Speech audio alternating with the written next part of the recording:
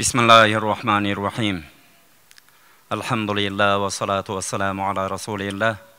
Jaratkan Allah Ta'alaga çeksiz şükürler, Peygamberimiz sallallahu aleyhi ve sellem'ga salavat salamlar ustaytkandan keyin, urmatlı bir toğandar, şul jerde atalarыбыз, yenelerimiz, ağa eje, ini qarındaşlarыбыз oturat.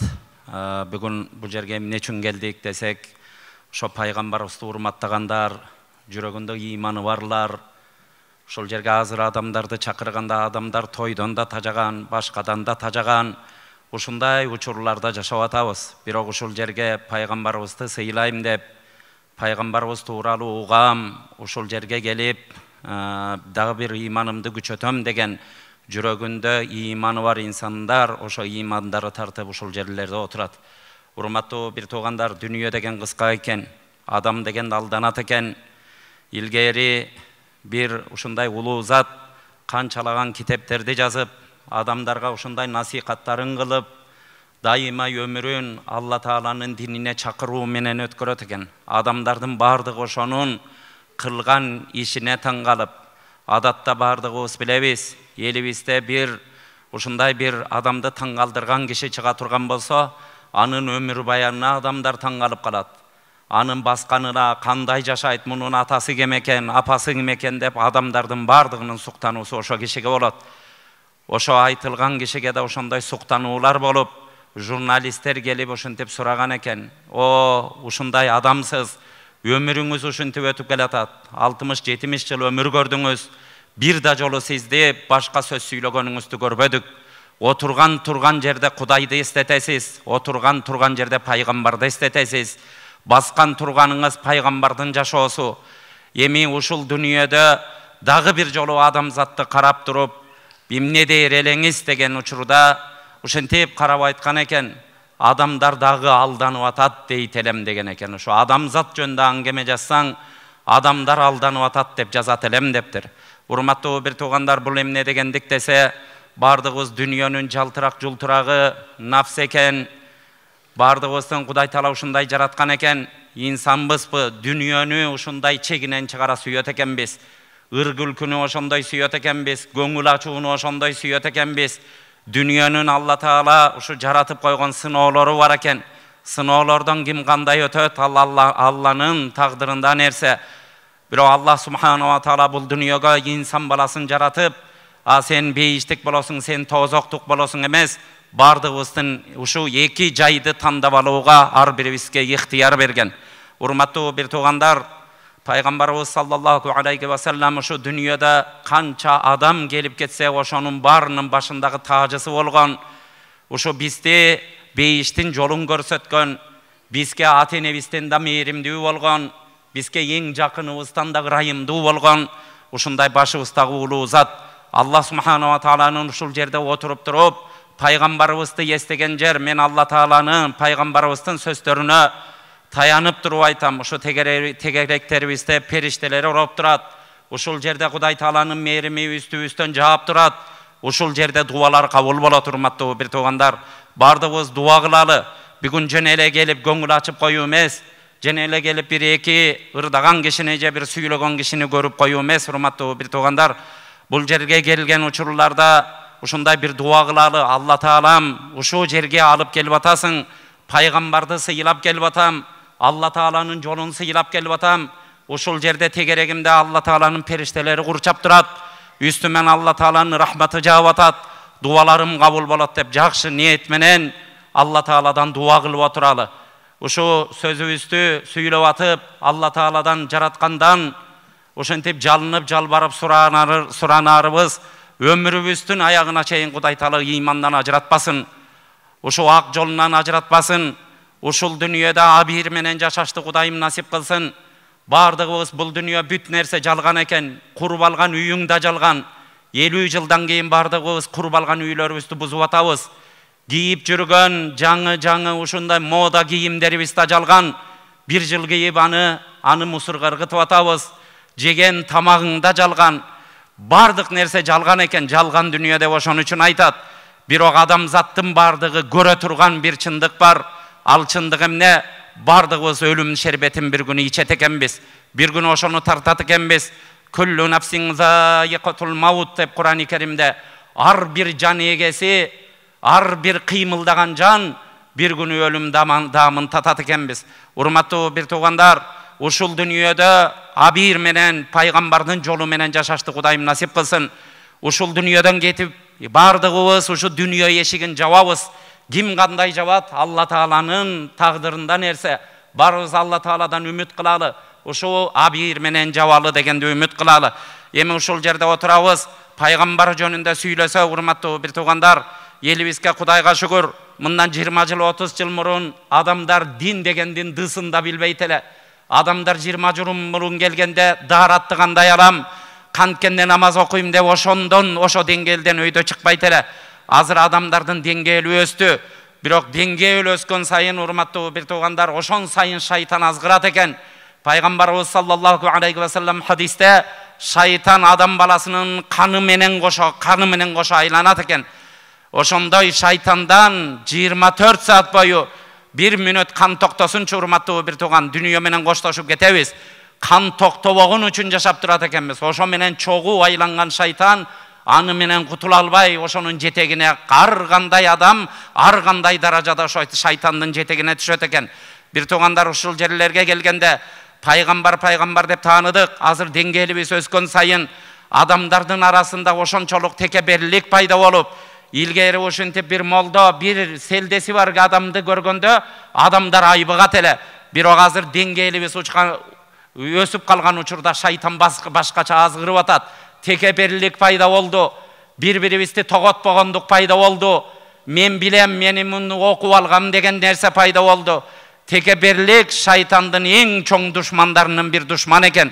Urmatlı bir tuğanlar uşul jerlerge gelgende Paygambarımыздın kançalagan 100 min degen hadisleri kitaplarda yazıldı.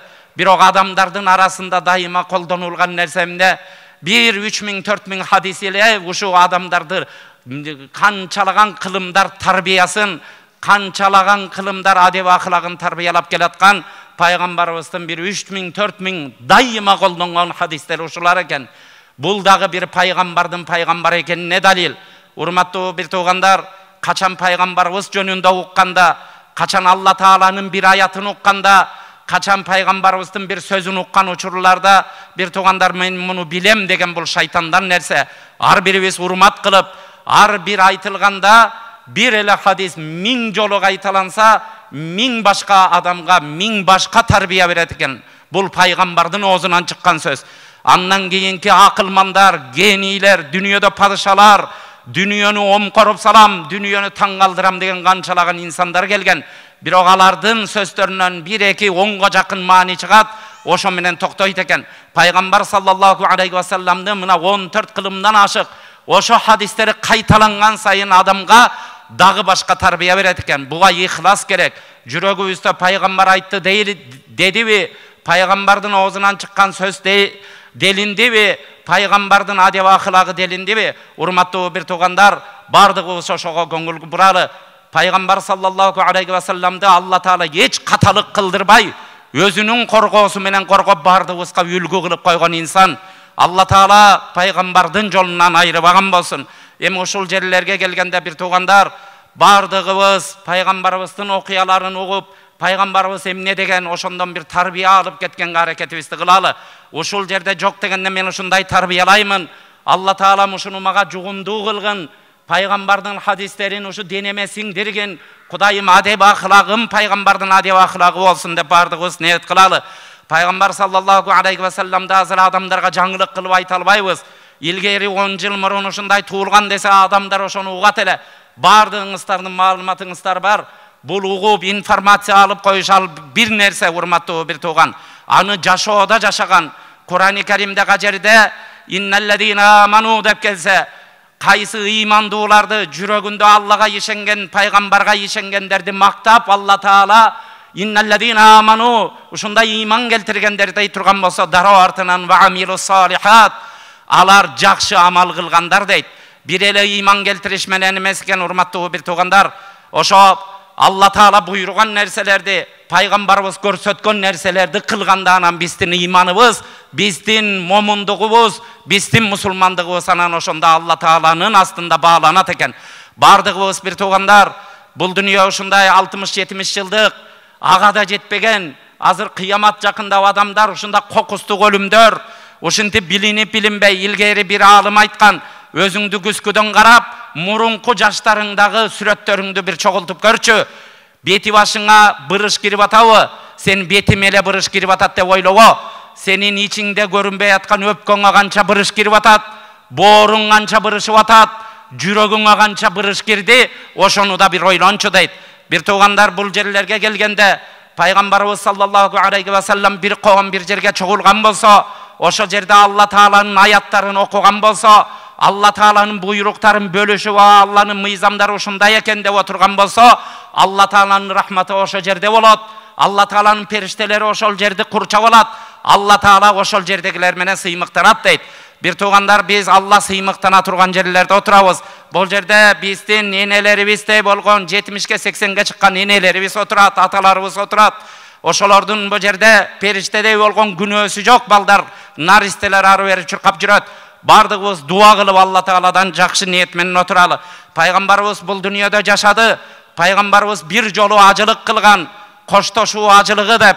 Ошентип туруп Меккеден Минаны көздөй, бул жерде бардыгыбыз умрага барып атабыз, ажыларга барып атабыз. Азыр Мекке да бизге жаңылык эмес. Бардыгыбыз Мекке десе 12-нчи микрорайон кандай, 10-нчу микрорайон кандай десе так ошондой эле элестетип калдык. Меккеде Минаны көздөй жөнөгөндө артынан 5-тен 10-дон 100-дөн 1000ден болуп отуруп 100 000 деген сахаба ээрчип чыккан. Пайгамбарыбыз саллаллаху алейхи ва саллам Арафатта туруп, ошол жерде элге акыркы хутбасын кылып, коштошуу хутбасын кылып, силерге ушул жерде намаз оку деп айттымбы? Айттың. Зекет бер дедимби? Бердиң деп. Аллахумма шхад, Аллахым күбө бол деп адамдарга айткан сөзүнө Алла Тааланын күбөлүккө ошол жерде өткөн. Ошол жерде пайгамбарыбыз саллаллаху алейхи ва саллам бүгүнкү күнүңөр кандай күн, бул айыңар кандай ай, бул турган жериңер кандай жер дегенде сахабалар бүгүнкү күнүбүз Арафат күнү, турганыбыз Зулхижжа, ушунда улуу айда турабыз. Туруп турган жерибиз ушу ыйык жер болгон Арафатта турабыз дегенде пайгамбар саллаллаху алейхи ва саллам ар бир адамдын каны дагы ушундай ыйык болот. Бирөөнүн канын төгүш ушундай арам болот. Ар бир адамдын, ар бир мусулмандын мал дүнүйөсү дагы ошондой ыйык, ошондой улуу болот. Анын мал дүнүйөсүн тартып алуу, мал дүнүйөсүн урдап алуу дагы ошондой арам болот. Ар бир адамдын намысы дагы ошондой улук болот, ошондой ыйык болот. Бирөөнүн намысын төгүп, абийирин чачып, артынан ушак айтып, артынан чагымчылдык кылып, адамдардын намысын төккөн дагы бул ушу сыяктуу арам болот деген. Урматтуу бир туугандар, азыркы күнүбүздө бардыгыбыздын түшкөн нерсебиз, Кудай сактасын, киши өлтүрбөшүбүз мүмкүн экен. Дагы бир башка чоң күнөөлөрдү кылбашыбыз мүмкүн экен. Бирок мусулмандардын бардык адамзаттын түшүп калган бир орток күнөөсү бар. Эмне деген күнөө? Ал ошондой адамдардын абийирин төгүү, адамдардын артынан сөз сүйлөө, адамдарды кичикии көрсөтүп, адамды ушу бири-бирине чагымчылдык кылам деген күнөөлөргө адамдар жалпы түшөт экен. Урматтуу бир туугандар, ушул жерлерде туруп атабыз. Пайгамбарыбызды тааныйбыз деп келип атабызбы? Өзүбүз ичибизден ниет кылалычы. Иннамал аъмалу бинният деп пайгамбарыбыз саллаллаху алейхи вассаламдын бардык иш ниетке жараша болот дейт. Бардык иш ниетке жараша болот деп анча-мынча арабча үйрөнүп, бир 100-200 сөз үйрөнүп алып, ушуну арабчадан түшүнүп калдык деп биз студент кезде ушуну ушуга сүйүнөт элек. Бирок ал студент кезде китептен окуп койгон менен түшүнбөйт экен. Муну жашоо түшүндүрөт экен, урматтуу бир тууган. Иннамал аъмалу бинният. Бардык иш ниетке жараша болот дегенди мына азыр түшүнүп атам, 5 жылдан кийин дагы жакшыраак түшүнүшүм мүмкүн. Анткени жашоо адамдардагы ушул жашоонун практикасы түшүндүрөт экен. Бардык иш ниетке жараша болот. Бардыгыбыз эмне ниет кыла турган болсок, Алла Тааланын казынасы кең экен. Алла Тааланын мээрими чексиз экен. Алла Тааланын берешендигине адам кысканасың. Азыр 8 миллиард адам бар. Dünya менин ырыскымды 8 миллиард адам кысканса да Алла Таала мага бөлүп койгон нерсени берет экен. Мен эгер жакшы ниет кыла турган болсом, 8 миллиард адам келтирип ошону тосом десе да Алла Таала каяктан болсо дагы берет экен. Көрдүңүздөр. Бизди ажал кандай эчейт, урматтуу бир тууган. Ажал жолубуздан тосуп вакыт. Иннал маута фа иннаху мулaqīkum. Ajal silерди артыңардан ечибейт, ажал силерди жолуңардан тосуп алат, астыңардан тосуп алат дейт. Ошо сыяктуу ырыскы ажалдан дагы силерге бетер жабышат деген. Бизге насип болгон нерсе ал ажалдан дагы бетерирээк бизге жабышат экен. Урматтуу бир туугандар, болбогон жалтырак жултыракты, болбогон ачык акча тыйынды ушуну кысканышып бир туугандан ажырап атат. Ата-энени какшатып туруп таштап коюп атат. Бул жерде энелерибиз отурат бир туугандар. Ушунча пайгамбарды тааныдык деп атабыз. Ушунча динге жакын болдук деп атабыз. Бирок бу карылар үйүнө барып көргүлө. 300төн 400төн ошонун 95% эмне? 95% мусулмандар алып барып таштап атат. Ошо биздин кыргыздын энелери ошол жерде ыйлап турат. Бир жолу муфтиятта туруп биз ушунда памперстерди алып бу Абая көчөсүнө бардык. Бир туугандар, ошол жерде турганда 300төн ашык ушундай энелерибиз баса албаган. Анан 8 март беле бир майрам чыгарып туруп орус апаларды ырдатып атса ошол жерде отура албадым. Ошолордун ырын ыгып отура албайсыз. 80-деги 70-деги апалар ушинтип ырдап баштаганда сыртка чыгып, эже директор эже менен сүйлөшүп, кандай түшүп калып атат десем, ушул жерде айтып атышат бир туугандар, карасаңыздар, ушул жерде кээ бирөөнүн дейт 30-40%-нин 5-тен 6-дан эркек балдары бар. Ошолордун арасында канча проценти байлар. Ушу балдары бир жума 2 жумада акыркы моделдеги машиналерди алып келип, 1-2 пакет берип кетет. Багы пакетти кучактап алып ошо баласы кетип, караны үзүлгөндөн да 1 саат телмирип турат дейт. Ошондо энелер менен сүйлөшкөнүмдө ушундай болду. Ушу балам эле, баламдын колуна түштүм, келиндериме батпай калдым. Эң аягы өзүм балам ошо жака барайын десем, балам да ошону каалап тургандай. Үй бүлөсүндө 2-3төн баласы бар, балдары жетим калышын каалабайт. Ошентип туруп алып келип койду деген армандарды бу жерден канча бир процентин уктум дейт. Урматтуу бир туугандар, бардыгыбызда эне бар. Пайгамбарды да эне төрөгөн, падышаны да эне төрөйт. Урматтуу бир тууган, бул дүйнөдө аалымды да эне төрөйт. Көчөдөгү бир сел саякты да эне төрөйт. Эне деген ыйыктык жүрөгүбүздөн чыкпашы керек. Пайгамбар саллаллаху алейхи ва саллам 4 сөз менен, карасаңыздар, 4 сөз менен эненин ордуну ушундай деген экен. Ал жаннату тахта aqdamil ummahat. Ушу 4 сөздү аалымдар айтат. Ушу Мухаммед пайгамбар ушу 4 сөз менен эненин ким экенин айткан экен. Жаннат бейиш энелердин таманынын астында деген сөз менен. Калган эне жөнүндө сүйлөгөн акындар, эне жөнүндө сүйлөгөн жазуучулар, эне жөнүндө сүйлөгөн дүйнөнү дүңгүрөткөн падышалардын бардыгы ошо пайгамбардын 4 сөзүнүн рамкасынан чыга элек дейт. Эне жөнүндө андан ашык киши айта элек. Урматтуу бир тууган, ошентип пайгамбардын дагы бир пайгамбар экенине ар бир хадиси далил. Пайгамбарыбыз саллаллаху алейхи ва саллам сөздөрүнүн акыры өмүрү менен коштошуп атканда, дүнүйө менен коштошуп бардыгына Алланын астында ат чотун берип атканда, силердин мусулмандын үстүндө анын каны арам деген, бири-бириңердин каныңарды төкпөгүлө, малы арам, малыңарды алдап жебегиле, абийириңер намысыңар арам деген. Урматтуу бир туугандар, бардыгыбыз бири-бирибиздин намысыбызга кирбейли. Жана мен башында айттык, ар бирибиз жакшы ниет кылалы. Кудайым бирөөнүн намысына кирбеймин. Алла Таалам бирөөнүн дүнүйөсүнө көз ирмебеймин. Пайгамбарыбыз саллаллаху алейхи ва салламга кайрылып Алла Таала: "Ла тамудданна айнайка ила ма маттана бих." О пайгамбар, сен биз нимат кылып бирөөгө берип койгон дүнүйөгө эч кимдикине көзүңдү тикпе дейт. Пайгамбарыбызга айткан нерсе, бардыгыбызга айткан нерсе. Азыр проблема эмнеден болуп атат? Бир туугандар бири-бирибизден кыскангандан болуп атат. Абысындан кысканат, бир туугандан кысканат, достон кысканат. Адамдар азыркы кезде Кудайга шүгүр 20 жыл 30 жыл мурун кайрымдуулук деп о кийимдерди алып барып чечип берсең, ошону алат эле. Азыр аны алган киши калбай калды бир тууган. Карасаңыз, эски кийимди алып барсаң, жок акча бер деп отурушат. Адамдардыкы ушундай жетишкен заман болуп кетти. Адамдар үйүнө тамак ичпей, көчөдө 1000 деген ресторандар бирөө бошобой атат. Той берем десе 6 ай мурун очередке туруп атат. Бул эмне токчулуктун белгиси эмеспи?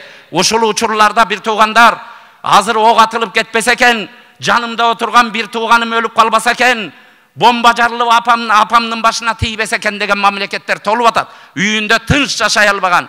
Кээ бир мамлекеттерде ушу таза бир стакан таза суу болсо деген жашоону жашап аткандар бар.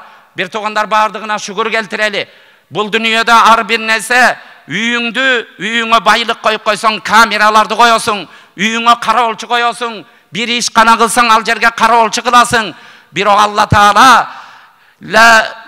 Алла Тааланын ниматтарын биз санай албайт экенбиз. Кур'ан-ы Каримде Алла Таала силер мен берген ниматтарды санап отурсаңар санагына жетпейсиңер дейт. Урматтуу бир туугандар, ошо ниматтарды сакташ үчүн анын охранниги эмне, анын кароолчусу эмне десе, ниматтын кароолчусу бул шүгүр кылуу дейт. Урматтуу бир тууган, жүрөктөн ыраазы болуу. Кудайым ден соолук берип атасың, 2 бутум бар экен ушул жерге келип атам деп. Азыр ушундай нерселерди көрүп атабыз. 20-25 жашар балдар, Кудай сактасын, коляскада отуруп ушу жерге келе албаган бар. Түртүп баягында бир 50 жашар, ушундай учурунда, ушундай күчтүү байке, ушундай коляскада отурган абалга түшүп калган. Барып кичине намаз окуңуз байке, бир аз чыгып кирип басалат. Жума намазга барып туруңуз десем, ошондо ыйлап жиберди. Жаш кезимде эч кимди укчу эсем, ар бир адамды ушинтип коркутуп жашадым элем. Бирок Алла Таала ушундай сыноо алып келип койду. Авариядан кийин баса албайм, же балдарым сөз укпайт, тилим кыска ушул жерде отуруп, мен жума намазга өзүм басып бара албайм да деп ыйлайт. Урматтуу бир туугандар, бардыгыбызга андай нерсе жокпу? Бул басып жүргөн 2 бутубуздун амандыгы, ушунун ниматын, ушунун шүкүрүн биле албай атабыз. 2 бутубуздун амандыгы көчөдөгү 1000 Lexus'tan өйдө турат. Урматтуу бир тууган, жанагы 100 000, 200 000 долларлык көчөдөгү 1000 машинени тизип койсоң, 2 бутуң жок болсо ошонун таттуулугу болбойт. Бардыгыбыз ошон үчүн бир туугандарыбыз, ар бирибиз ошо Кудай берген нимат, ден соолук, тынчтык, ары бери жакта бардык нерсе ойдогуздай болуп атабы, ошого шүгүр келтирели. Пайгамбарыбыз саллаллаху алейхи ва саллам Арафаттан кайтып келип Минага келген. Минага келип туруп, кайра сахабалардан ушул жер кандай жер, бүгүнкү күн кандай күн, бул кайсы ай дегенде, бул жер Мина деген жер, бул жер ушул ыйык жер, бул күн Курбан айт күнү, бул жерде Минада турабыз, бул ай болсо ошо Зулхижжа айында турабыз дегенде, пайгамбарыбыз жанагы сөзүн дагы кайталаган. Ар бир мусулмандын үстүндө бир мусулмандын каны арам болот, анын намысы арам болот, анын мал дүнүйөсү арам болот дейт. Бардыгыбыз Кудайдан тилейли, Алла Таала менин арпанын данынчалык дагы бир арам нерсени ашказаныма таштатпа дейт. Урматтуу бир туугандар, 80ге чыккан бир алым ошентип шакирттерине, мен билип туруп арпанын данынчалык арам нерсени билип акылым жетип туруп ашказаныма таштабадым. Билбей таштабасам Алла Таала кечирсин дейт. Мен таштаган жокмун деп ушинтип ишенич менен айтып кайрылып отурат. Бир туугандар, бардыгыбыз бул дүйнөдө арам жесе, ал арам нерсе бир жерден тешет деген. Алла Таала жазалашта шашпайт экен. 5 жыл өткөрөт экен, 10 жыл, 20 жыл, 30 жыл, 40 жыл өткөрүп, анан жазаң келип калбасын. Бардыгыбыз дүйнөнүн жазасынан бардыгыбыз коркобуз. Азыр ахиреттесиң барганда көрөм деп коет экен. Урматтуу бир тууган, бардыгыбыз бул дүйнөдө жаза алгандан да ахиреттин каарына калгандан ар бирибиз корколу. Пайгамбарыбыз саллаллаху алейхи ва саллам Минаны бүтүрүп келип Каабаны кучактап туруп сахабаларга, я асхаби, менин сахабаларым, силер кыямат күнү менин жүзүмдү карартпагыла деген. Менин жүзүмдү карартпагыла, арам нерселерди кылып, келип туруп тозоку болуп, Алланын каргышына ылайык болуп менин жүзүмдү карартпагыла дейт. Анан Мадинага келип ооруп калат акыркы күндөрү ооруп калып, бир күнү мени Ухудка алып баргылачы. Пайгамбарыбыз өмүрүнүн акырында бардык өмүрүн сыдырып, ушинтип элестетип, бардыгын эстеп, Меккеде аны ушу Меккеден чыгарып койгондорду эстеп, аны ыза калгандарды эстеп, бардыгын ушу мусулмандар топтолгонун эстеп, ошентип эстеп отуруп Ухуд окуясын эстеп, Ухудтагы шейиттерге алып баргылачы деп, шейиттерге барганда ошентип мен бир туугандарымды сагындым деген. Ошондо жанында сахабалар туруп, Алланын пайгамбары, биз сенин бир туугандарың эмеспизби? Жо, силер менин досторумсуңар, менин сахабаларымсыңар, менин бир туугандарым кийин келишет, мени көрбөй туруп мага ыйман келтиришет деген. Биздерге окшогон, силерге окшогон ыймандууларга ишарат кылган. Барып, андан кийин Бакый көрүстөнүн зыярат кылып үйүнө келип ооруп калат. Ооруп калган учурларда, урматтуу бир туугандар, ошондо минтип терезесинен караса адамдар намаз окуп атат. Адамдар ыйлап атканда Айша энебизден: "Ey Айша, эмне болуп атышат? Я Расулаллах, сага капа болуп, кыжаалат болуп ыйлап атышат" дегенде мени мечитке көтөрүп баргылачы. Мечитке барып, дармансыз эптеп минбарга чыгып туруп: "Ey адамдар, мени карагыла, бул дүйнөдө мен мына астыңарда турам. Бирөөнүн мал дүйнөсүнө тийген болсом, мына мен мал дүйнөм менден алгыла. Бирөөнүн абийирин ачкан болсо, абийирим мына астыңарда турат. Бирөөгө зыян келтирген болсом, денем астыңарда турат" дегенде, Уккаша радыйаллаху анху пайгамбарыбыздын сахабасы ордунан туруп: "Я Расулаллах, бир жолу сен менин денемди ооруткан элең, мен ошондон өч алышым керек" дегенде, пайгамбарыбыз ушинтип кийимин көтөргөндө сахабалар ошол жерде Уккаша эмне акылынан ажырадыбы деп ушундай таң калып калганда, барып пайгамбарыбыздын курсактарынан өпкөлөп аткан эле, сүйүүсүн ошентип билгизип аткан эле. Урматтуу бир туугандар, андан кайтып келип, акыркы учурларында караганда, адамдар намаз окуп атканда пайгамбарыбыз карап жылмайып калган.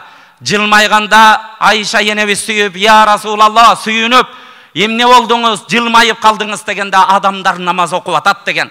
Акыркы сөздөрү, урматтуу бир туугандар, акыркы сөзү: "Ас-сала, намаз окугула, намазыңарга бекем болгула" деп дүнүйө менен коштошкон.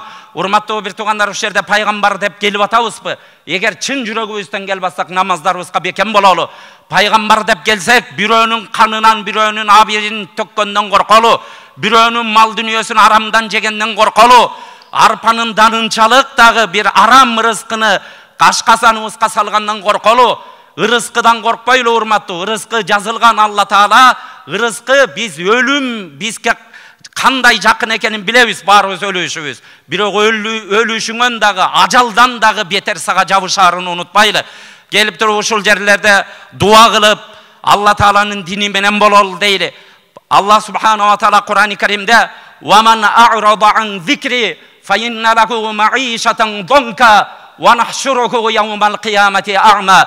Eğer menin zikrimen, menin Kur'an'ıman, menin dinimen kimdegim cüz burup, tekebberlik kılıp, oşondan alыс жашай турган болсо, мен ага кыжаалат болгон жашоо берем дейт. Сыгылган жашоо берем. Дайыма кыжаалатчылык жашоо берем. Ушу жашоомдо көп көрдүм бир туугандар. Бир тыйыны жок акчаларды көрдүм. Бүгүнкү тамагы бар, эртеңки тамагы проблема болгон адамдарды, бирок ыйманы ушундай бекемдерди. Эч бир жашоодо кыжаалат болбогон адамдарды көрдүм. А кээ бир 5 миллион, 10 миллион деген доллары бар адамдарды көрдүм. Дайыма кыжаалатчылык менен жашаган. Бул дүйнөдө акча тыйын, дүйнө көчөдөгү жалтырак жултурак машина, эки этаж үйлөр ал сенин жүрөгүңдү тынчытпайт, урматтуу бир тууган. Жүрөктү эмне тынчытат? Жүрөктү Алланын зикри тынчытат. Allah'ın dini tınçıtat, Peygamber'den sünneti tınçıtat, bekem iman tınçıtat. Eğer menin dinimen cüz bura turgan bolsaňar, silerge kıjalat jaşoo berem. Kıyamat günü silerdi gözüňөр görbey turgan kılıp, sokur kılıp tiriltem deyt.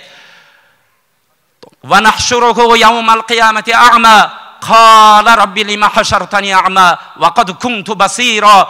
قال كذلك أتتك آياتنا فنسيتها وكذلك اليوم تنسى.